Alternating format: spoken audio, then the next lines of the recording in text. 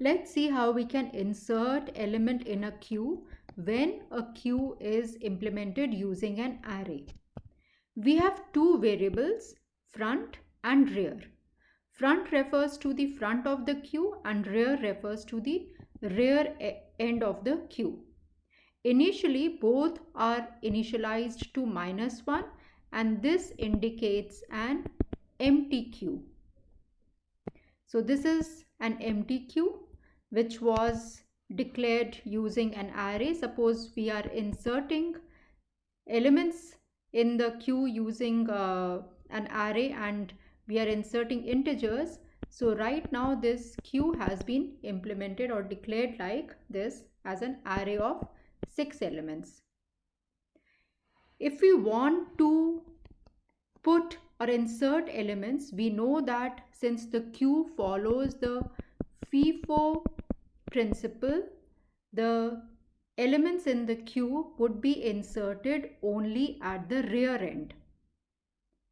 So let's see how this enqueue function can be implemented.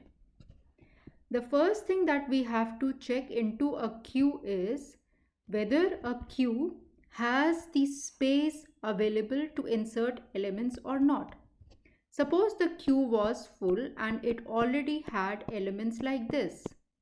At this point, the front was pointing to the front element of the queue and the rear was pointing to the last element in the queue. And now we see that the array is full and there is no more space available for more elements. So how can we check whether a queue is full or not? If rear is equal to max minus 1, max is the number of elements that can be put in the queue. And the array subscripts are starting from 0. So 5 would be max minus 1. If rear is equal to max minus 1, that means the queue is full and we do not have space to add any more elements in the queue. This is a drawback of using an array. So the first thing that we need to check is whether rear is equal to max minus 1 or not. If this is the condition, we will have to print an overflow message. We will have to inform the user that the queue is full and no more elements can be inserted and we return from there. Another case could be that if the queue is empty,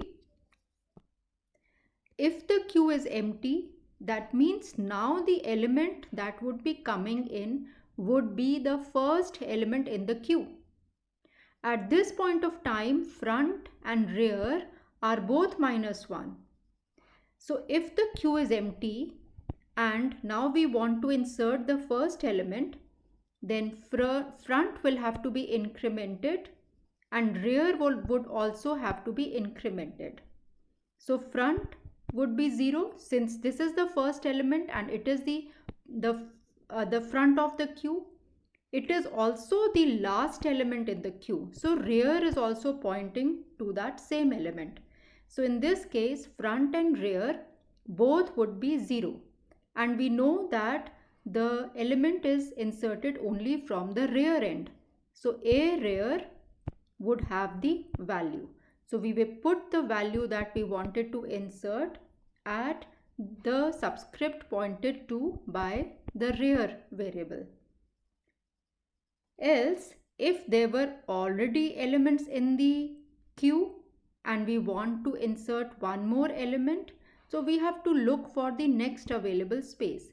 This is the next available space, and since elements can be added only from the rear end, rear will have to be incremented to point to the next available space and then element can be inserted over there. So we had done an earlier enqueue operation with 12 when the queue was empty. So front and rear are now both pointing to 0. Now we want to do an enqueue operation with element number 5. We already have one element. So rear is incremented to point to the next available space, which is at subscript 1. So rear is equal to rear plus 1, and at this position we insert the value, which is 5, into this particular position. So this is how elements are inserted in a queue.